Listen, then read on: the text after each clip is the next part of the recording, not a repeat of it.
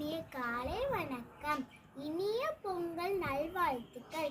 தமிழர்களின் திருநாளாம் பொங்கல் என்று அழைக்கப்படுகிறது. பொங்கல் தை மாதம் முதல் நாள் கொண்டாடப்படுகிறது. பொங்கல் மொத்தம் 4 நாட்கள் கொண்டாடப்படுகிறது. அவை முதல் நாள் போகி, 2வது நாள் தைப்பொங்கல், 3வது நாள் மாட்டுப்பொங்கல், 4வது நாள் காணும் பொங்கல். முதல் நாள் போகி பண்டிகை. போகி பண்டிகை அன்று வீட்டில் உள்ள பழைய பொருட்களை நீக்கி தூய்மைப்படுத்துவது போகி பண்டிகை ஆகும்.